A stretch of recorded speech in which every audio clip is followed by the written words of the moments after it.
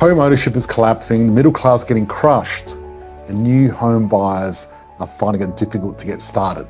Because at the moment, they're predicting the biggest price drop in 40 years. Wow, right? That's huge. And this could be true this time. People might be scared, thinking, okay, things are going to slow down. Is that bad or good? Educated investors are going to do very well because they're going to be able to navigate these three things. And people that don't know what they're doing are going to fall out of the market.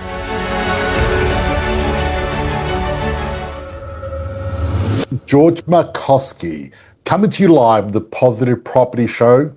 Tonight's topic, the Australian dream is officially dead.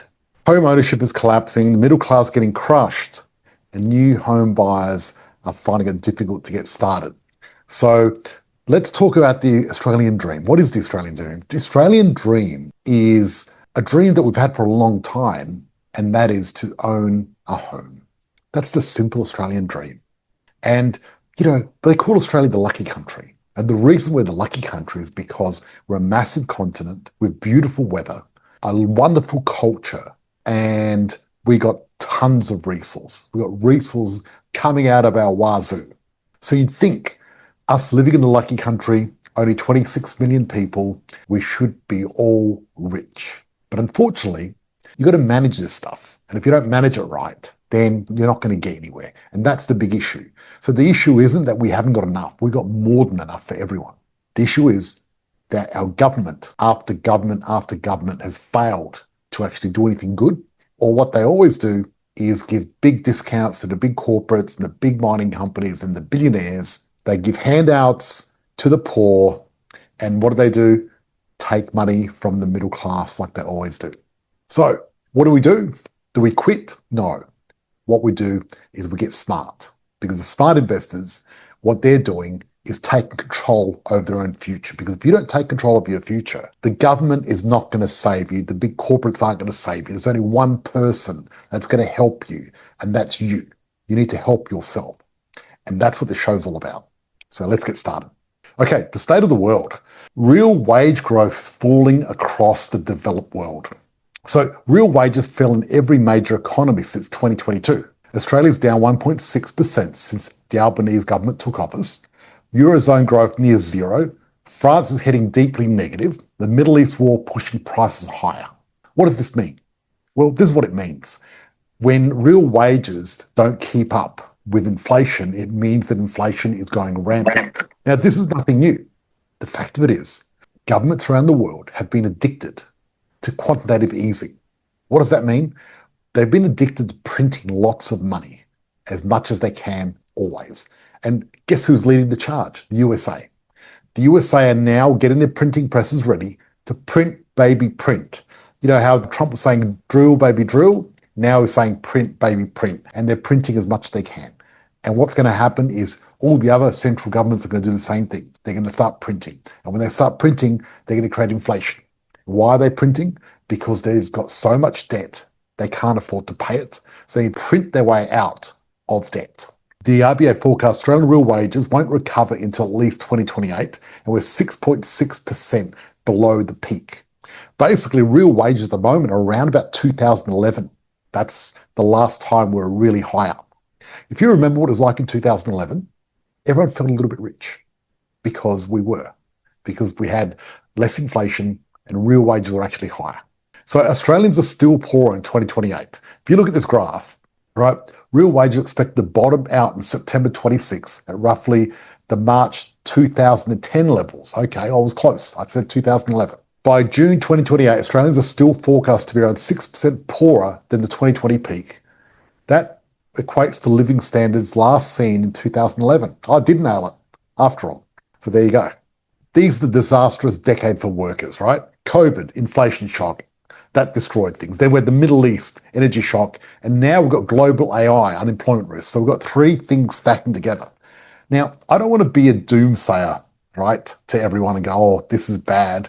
But the fact of it is, what you need to do is you need to stick your head out of the ground and not hide and know this is happening. The Middle East energy shock ain't ending soon. They've announced a lot of ceasefires backwards and forwards. This ain't ending. Wars tend to drag on, and this one's going to drag on. Then the next thing that's going to hit us is global AI, which is coming up fast. So the fact of it is, What you got to do is look at what the smart money's doing now and really take advantage of the opportunities we've got today before they disappear. So a rollout is expected to push unemployment high across the global economy. This is the AI rollout, right? So basically skilled trades, they're at low risk because let's say you're a plumber or electrician, AI is not going to take your job. AI can't do plumbing or electrician. Many routine white-collar roles now face significant displacement.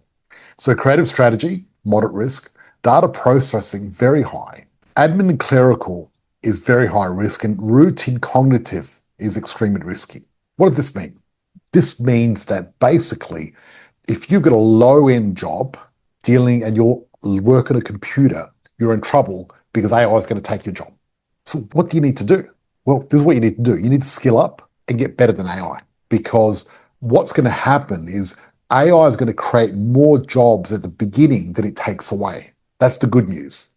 So the good news is, if that's the case, you need to really work harder, make more money, because what's going to happen is real assets like property historically outperform during major technical shifts. So over the long term, asset owners are going to do well, but wage earners are not. The fact of it is, this is what's been happening decade after decade. Wage earners earn less every year compared to what they can spend. Even though you're getting more money, it actually is weaker. It's not as strong as it used to be. 2, people that own assets, they get richer every year, comparatively. So which one do you want to be?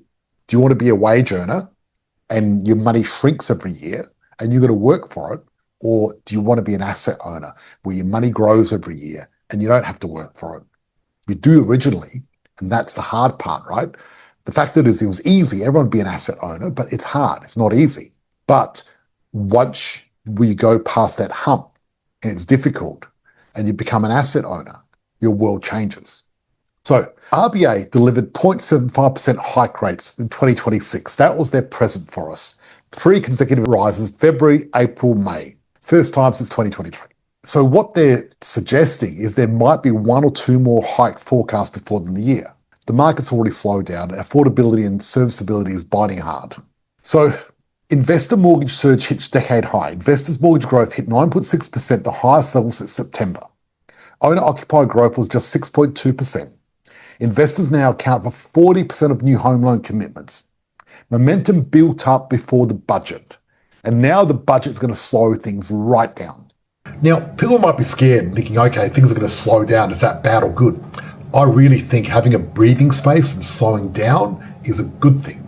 Because at the end of the day, what the smart money is doing is they're taking this pause as an opportunity to collect more assets. So Australia's property boom is rolling over. So 14% growth over 2 years was driven by investor demand. April 2026, values fell 0.1%, and Sydney and Melbourne are already 5 months in decline. Record of valuation now set the biggest correction in 40 years. So what they're saying is the biggest correction of property is going to happen in 40 years. And people watching this might be scared. You might be going, oh no, the biggest correction in 40 years, we're screwed. Don't worry, I've got your back. What I'm going to be doing next week is I'm going to be showing you the last 40 years of what's been happening. And more closely, I'm going to show you the last 20 years since I've been teaching people how to invest in property, because I've got real life results. I'm going to go through the last 4 crises that we've had. I'm going to go through the headlines. I'm going to go through what happened, how much property dropped, and I'm going to show you exactly what our clients made or lost. Who'd like to see that? Type in the chat, because I'm going to show you real numbers of what actually happened in the past. Because if you can see what happened in the past, it's going to help you in the future. Now, there's certain suburbs that have already dropped 16, 20% in Australia. And you might find that alarming, but it's not, because the GFC was worse. The GFC, properties dropped up to 50%. And what do you think happened to our clients during GFC? I'll tell you what happened to our clients during GFC. They made money. Yes, they didn't lose money. They didn't just stay there. They actually went up and made money. And we had clients buying all through the GFC and even at the peak, because when you're investing in property, you don't time the market, you have time in the market. I'm going to show you these stats and you're going to be very surprised and see these people, because I'd like you to go back and see yourself at the biggest crisis. The GFC was bigger than this. and see what happened to people. And the smart money made money even during the GFC. Now, 99% of people in Australia lost money during the GFC. And that's because they didn't have the right strategy. They didn't know the top 100. The vital fact you have to understand is that there's 15,000 suburbs in Australia, and most of them are not going to do that well. And during a downturn, most of them are going to lose money. The top 100 suburbs is going to make money no matter what the market's doing. That's why they're called the top 100. Even during the biggest downturn, the top 100 outperforms the other 15,000. That's what it's all about. So the investors have crowded out the first home buyers. So you look at investors, first home buyers, investors are right up there, first home buyers are down. Now what's happened is the government has changed the tax to reverse this dynamic. Is it going to help? Maybe a little. Because what's going to happen is we've had a two-tier property growth cycle over the last 2 years anyway. We've had, Brisbane, Adelaide, Perth, who have been doing very well. Sydney, Melbourne have been going down, but certain suburbs of Sydney, Melbourne have still been doing well. Now we're going to have brand new properties and second-hand properties, and they're going to diverge as well. That's the fact of it.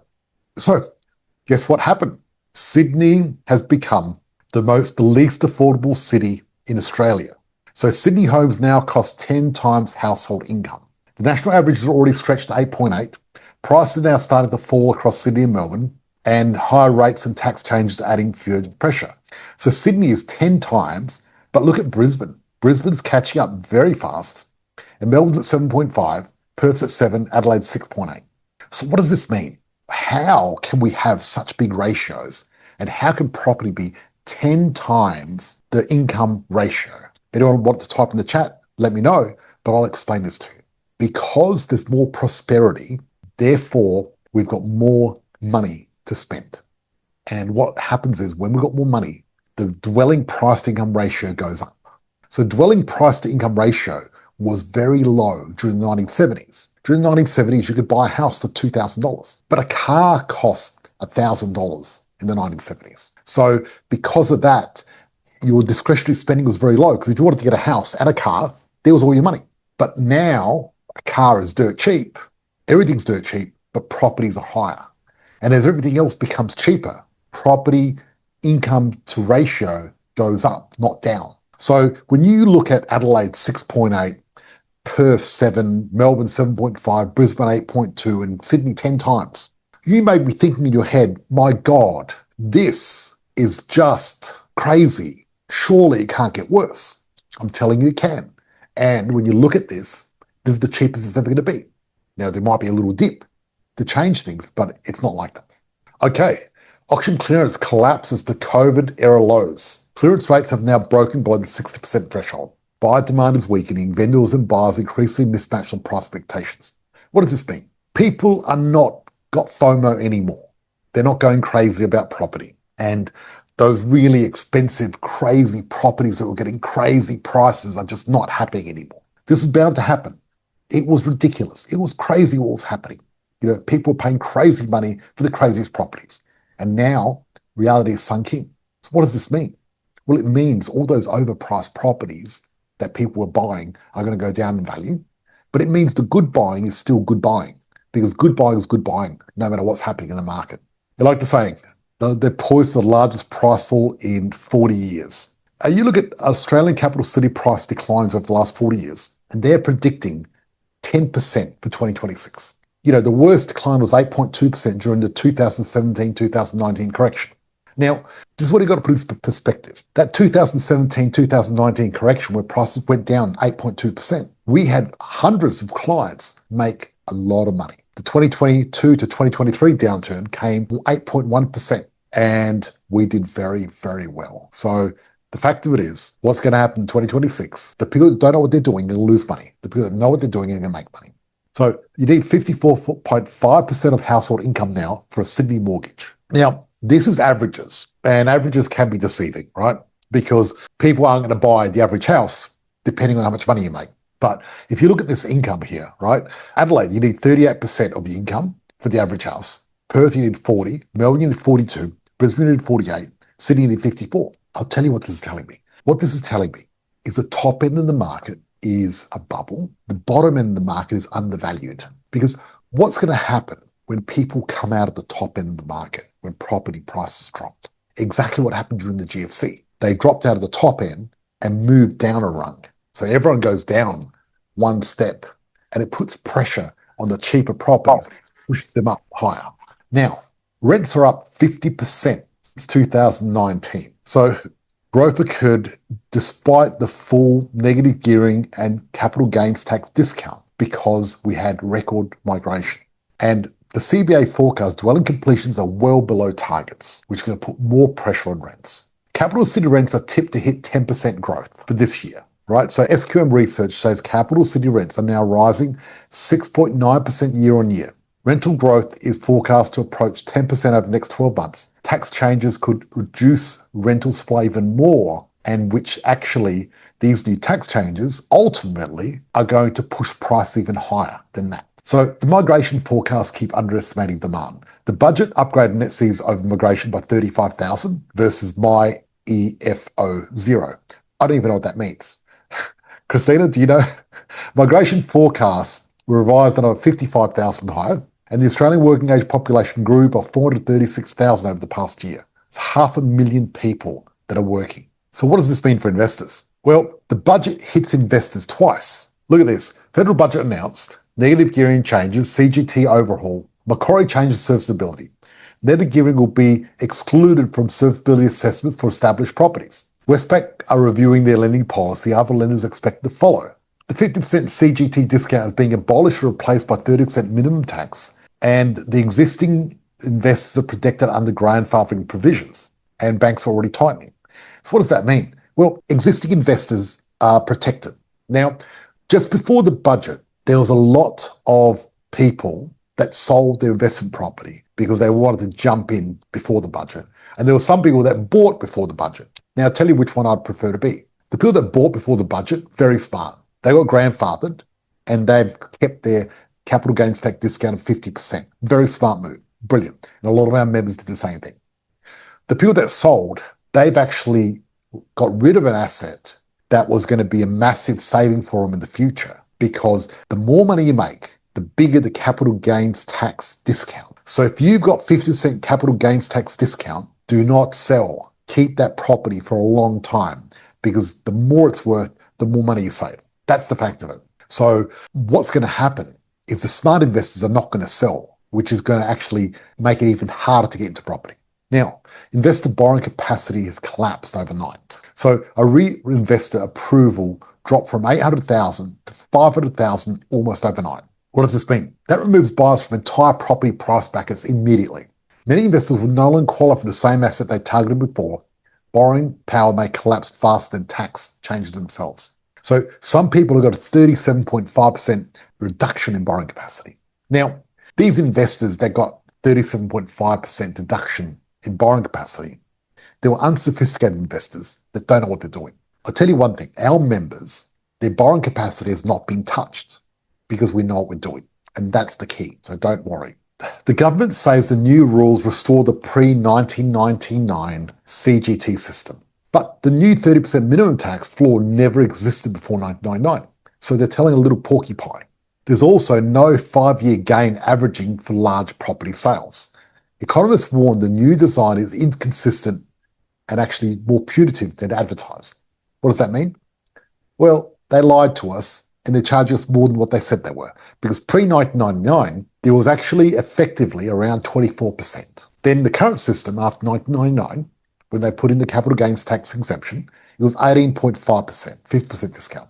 Now, a minimum of 30% and more on top of that. What does that mean?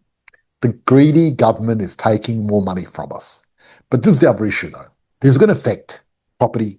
It's going to affect shares. It's going to affect the startups. And the big issue is the startups, because property and shares is more of a long-term thing, especially property. But short-term share trading now is going to be very ineffective because you're going to be paying a lot of tax. But investing in startups, investing in business is becoming unprofitable as well, because one, business is risky and getting investment is hard, enough as it is. Now there's less incentive because if you invest in a business, you make money, you still have to pay a lot of tax. The new system treats gains and losses differently. So investment gain, inflation is protected. Investment loss, no inflation protection. Adjusted for inflation CPI, taxed on index gain and real value protected. So the real gains get CPI protection, the real losses do not. That tilts the system in favour of super funds over direct investors. Let's go back in time. Let's get a time machine and go back in time. Back to when they removed negative gearing, back in July 1985. Now, just quoting this, they removed July 1985 and it just lasted till September 1987. Didn't last long at all. And what happened there? Only 8% of investors were negative geared back in those days, in 82 to 83. Real rents fell in Brisbane and Adelaide. And then look what happened in Perth, Sydney. Rents went up 11% and Sydney 8.8%. And like I said before, Brisbane is the second worst affordability in Australia. But compared to Sydney, it's very affordable. And what's happening is people are going from 10 times to 8.5 times to Brisbane. And that's still happening. Brisbane still draws interstate buyers, but for how long? Sydney-siders are going to Brisbane for a massive upgrade. And that's what they're doing. If you look at Sydney, median dwelling value, 1.4. Brisbane is 1 million. So it's still a lot cheaper. Brisbane is still 30% cheaper than Sydney, but also better quality of life. So property's being hit from three directions now. Rate hikes, higher rates reduce what buyers can borrow. Tax changes, policy changes remove investor demand and weaken borrowing power. Credit tightening. Banks tightening lending standards amplifies both effects across the market. We're getting hit from three ends, right? So what's going to happen here? Well, this is what's going to happen. Educated investors are going to do very well because they're going to be able to navigate these three things. And people that don't know what they're doing are going to fall out of the market. It's going to be too hard for them. What's happening right now that won't be true in 2027? Well, people are saying that the markets are now pricing multiple rate cuts, which is going to make better borrowing. So some parties are saying they're going to go up 2 more times. Other places are saying they're going to go down. Let's see who is going to happen. But the fact of it is, the rates have gone up. Sooner or later, they're going to go down. And when they do, there's going to be another cheap money cycle about to start. Australia continues adding population faster than homes are being built. That's another fact. Migration forecasts were upgraded again in the federal budget. Construction approvals are already rolling over nationally. The supply gaps continue driving rents up. Construction costs surge after COVID and never returned to normal. They're going up again because of the oil crisis. Building a new dwelling now costs dramatically more than before 2020. That raised the replacement value of existing properties. And when you change the replacement value, that pushes prices automatically. They cannot go down, regardless of market sentiment. So the bottom line for investors, wages are falling globally, so property is still the best inflation hedge for Australians. Rents are actually rising and supply can't catch up. The siege changes are real, but the right property portfolios won't get attacked, and Brisbane is shifting because people are still buying Brisbane. Now's the time to act strategically because the next winners will be the investors who move before the crowd. So now we're going to go to my favourite part of the show. We're going to go through a case study. We've got Ben and Steph Cross. Okay, I'm going to go through this case study and then we'll talk to Ben and Steph. They bought a property in Davern Park, 4 bedrooms, 2 bedrooms, 1 car for $500,000. 10% cash deposit, $50,000, settled in October 2024 for $500,000. The market value now is $710,000. Current profit, $210,000. They got one in Caboolture, 3 bedroom, 2 bathroom, 1 car, $584,900. 10% cash deposit, $55,000, settled in December 25 for $584,000. Market value $680,000. Current profit $95,000. So current portfolio, 2 properties in 1.5 years, $305,000 profit, which is quite legendary. Let's finish this presentation. I don't know how to stop this presentation, but I'm going to work out how to do it, and then I'll talk to Ben. Hey, Ben. G'day, how are you? Very good, very good. Good to see you. Now, Ben, just introduce yourself. Name, state, what do you do for work? Ben Cross, live in Brisbane, work in earth moving. One of your members, Jay, he introduced me to you a couple of years ago, and it was good. Probably one of the best things I've done, I think. Excellent, excellent. So, Ben, I'm curious, what does life look like currently for you and your family? Pretty good, I'd say. Yeah. Probably one of the lucky ones, doing FIFO work. So with the interest rates and that hasn't really affected me as much, but it's good.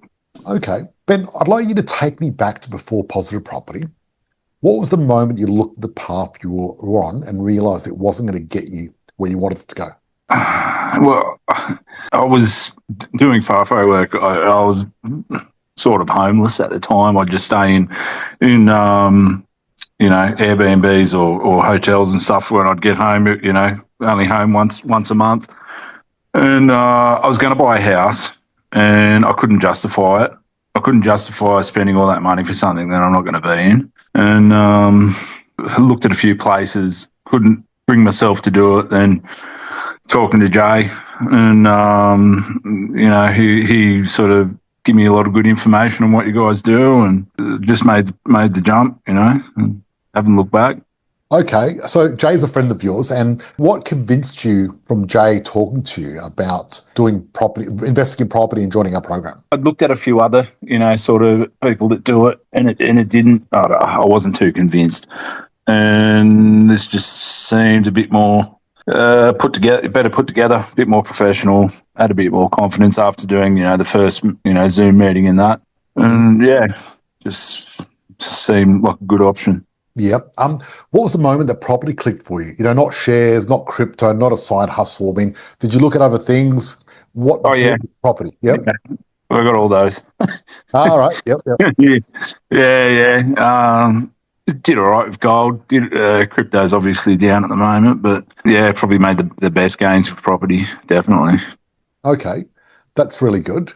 Right before you signed up, what was the one voice in your head? Was it saying like, what if it doesn't work for you? How did you push past that?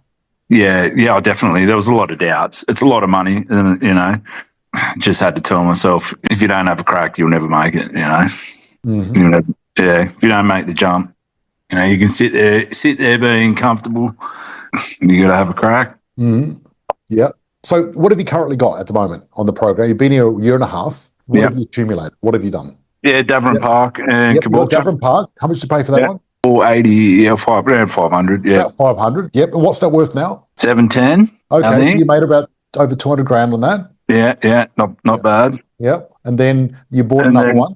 Yeah, townhouse in Caboolture. It seems to have pumped too. So how much did that one go up? I think nearly 100 grand would be, wouldn't it? Yeah. Yeah, I think about 100. So all up, how much have you made? In 1.5 years? Yeah, 310 on both. Yeah. So in 1.5 years, you've made 210,000. 210, yeah.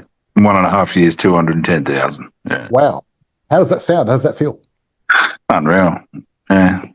Pretty good, isn't it? What surprised you in the program? What surprised you along your journey? The gains come pretty quick. Like as soon as the house was built, because the first one took a year. So, as soon as it was built, the price had gone through the roof.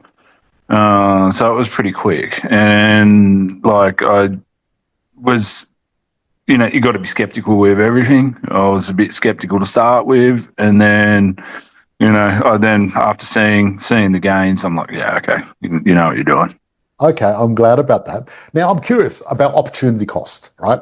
So let's say, for example, you didn't join our program for 2 years. What would the opportunity cost be to you? What would it cost you if you didn't join? Well, everything I've made, 310. Yeah. Okay, so it cost you 300 grand if you didn't join. Yeah, exactly. Yeah. If you could sit across yourself, let's say you didn't join, right, in 2 years' time, or someone else sit across from you, what would you tell them? Make the jump.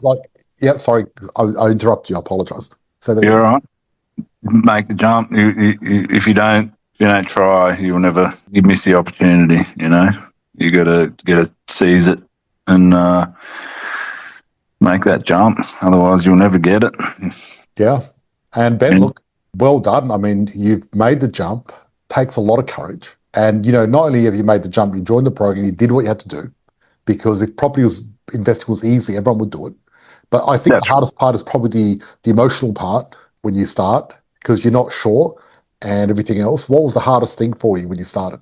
Yeah, that not being sure, the hesitation and just going for it. Yeah, I think. Okay. Are you glad you did it now? Oh, 100%. Yeah. Yeah. So if you sum up positive property in one word, what would it be? Wealth. Wealth. Okay. Wealth. I like that. That's good. Building wealth. Yeah. Okay. Because I would have never been able to do all that, all that stuff. I wouldn't have known the ins and the outs, and that's probably been the biggest help is having the people to help you along the way. Because I would never been able to do it without that help. Yeah, it's very complicated. A lot of people don't realise that buying a house, there's a lot of moving parts. Yeah, definitely. And we've got our whole team. I mean, you've got an accountability coach, your relationship coach, you've got the whole team there helping you get through the whole thing. What was the biggest help for you to get through to that process? I work an 80-hour week for 3 weeks straight. I find it hard to keep track of things. And that's, that was the biggest help, having the people there to support you through it, Yeah. Yeah, okay. So you do FIFO, you do 80 hours a week. So you're very time poor. You don't have a lot of time to do this. Very, yeah. So doing on your own would have been difficult because then you'd have to do everything yourself. Yeah. I don't have the time. Yeah, you don't have the time. And that's great. That's excellent. Ben, I really appreciate you. Thank you. I hope I'll see you on in Queensland for our event. Yeah, I just saw that the other day. Yeah, definitely. Yeah, hopefully I'll be home. Okay, look forward to seeing you in person, and then you can go collect your belts. Awesome. Thank you very much. Really appreciate everything. Great. Thanks, Ben. I appreciate it. Okay, Christina, I'm bringing you on, my lovely co-host. Hello, George. And congratulations, Ben. That's fantastic. $310,000 in under 2 years. Thank you. Well done. Yeah, it's really good. Look, I love it. I love sharing a story every week because this really helps the community, because there's probably other people like Ben that have just started and they're like, shit, is this going to work for me? Can I do it? And that's the beauty of it. You can see other people do it. And that's the whole point of the community. Oh, it makes a big difference sitting down and just taking a look at the numbers and seeing what's actually possible and what you can achieve when you put your mind to it. That's right. So what I was going to do is I was going to do a Q&A. And then we've already had a really good question. We had a question: were Ben's properties old or new? Good question. They're brand new because we buy brand new. We don't buy old properties. And the thing is, with Ben, he bought brand new, and these properties have got the full capital gains tax benefits for as long as he has them. So what I suggest to Ben is don't sell, because when you do sell in the end, they're going to be very powerful, because you're going to have massive savings. Think about this. If you're getting 50% off capital gains tax, what's the best thing to do? Accumulate as much money as you can in order to do it, right? Now, there's a lot of clever ways of dealing with capital gains tax. And because I've got a lot of properties, I've been property investing for a long time, I know all the tricks on how to reduce your tax maximally. And the beautiful part is our members are not going to lose anything because of this new budget at all. Right. That's good to know. So you can help us navigate everything we need to know about that. Absolutely. Beautiful. Fantastic. So ladies and gentlemen, this is really your part of the night, and this is your opportunity where you get to put your questions in the chat. Then you've got George here to answer them. Exactly. So should we move to our private group? Yes, I think the time has come. Okay. Well, just all the people watching, thank you so much. Next week is going to be an amazing session. If you're going to see any session at all, next week's the session to watch. So what I'm saying is you have to come next session, because I'm going to show you proof. Because at the moment, they're predicting the biggest price drop in 40 years. Wow. Right? That's huge. And this could be true this time. Who's predicting it when you say they're predicting it? The banks are property experts. Everyone's predicting it, right? The media. But also property prices have already dropped in certain areas already. Interesting. Right? This is the thing. While Ben was making all that money, other people were losing money. Of course. Right? Yeah. That's what people have to realise. The fact of it is there's 15,000 suburbs in Australia. Not all those suburbs are going up and down at the same time, obviously, right? That's why you need to buy in the right spot. Yes. And I perfected this algorithm 20 years ago, the top 100. And this algorithm has been very powerful. I've had developers pay me $100,000 just for access to this list in the past, especially when things were slow moving and they wanted to guarantee they were going to be in the top 100 to make money. So I've made a lot of money out of this list, and our clients have made a lot of money. You know, our clients have actually done $5 billion worth of property deals in the last 20 years, 3,500 people, and they've all made a profit, every single one of them. And I've gone through 4 actual corrections, price, things, what's happening at the moment, the property price that are going to drop. I've been through it 4 times. I've seen this story play over and over. And what I want to do is I want to show you what I did, exactly what I did, exactly what our clients are going to do now. That's what's happening. Because what's going to happen now is with all this news about property prices dropping, but not only that, when you start seeing them drop, people are going to be very scared. They're going to be scared of investing in property, which gives actual more opportunity. Yeah, nice. That's what we want, more opportunity. Right? And the people that bought the wrong properties and had FOMO over the last few years, they're going to be in trouble. They're going to lose money like they did the last 4 times. And I'm going to show you how much people lost last time, how much money our people made, what we did, how we did it, and then I'm going to show you what's going to happen in the future. I've been spending the last week getting this presentation together. It's going to be ready next Thursday night. Fantastic. Now, I hope it's still live on Facebook. Quickly, we're still live.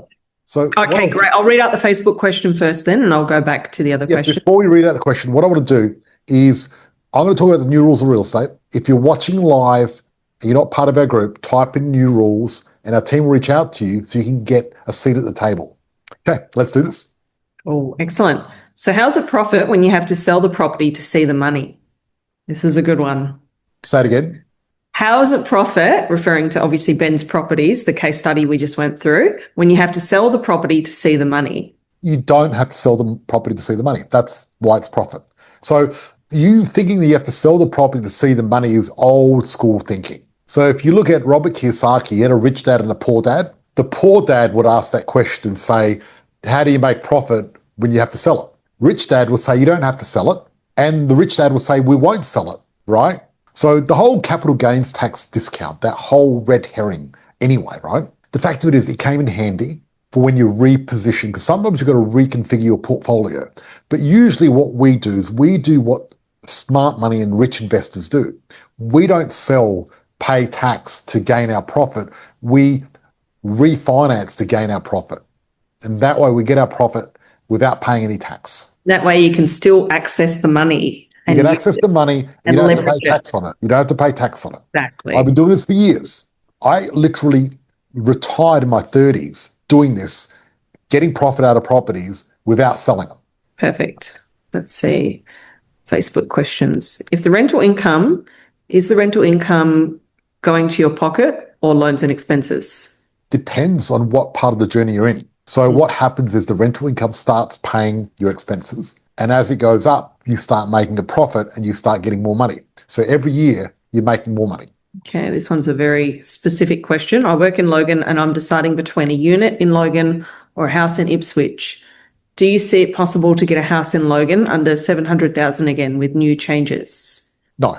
I'm a first home buyer. Capital gains tax does not apply to me. Yeah, look, if I was a first home buyer, look, I am not good at teaching first home buyers. You need to go a specialist at. I am really based on investments. I help people invest. I don't help first home buyers. I've got no idea. I wouldn't want to give advice to someone about something I don't do. I literally am probably Australia's leading authority when it comes to investing in property. But I'm nowhere when it comes to first home buyers because I've never done it before. I've never helped anyone. I bought my first home once, yes, but that's all I've done. Perfect. But I've literally helped people do 5,000 property deals when it comes to investments. That's what I'm good at. So someone shouldn't really be giving advice on something they're not good at. I'm not going to give advice on first home buying.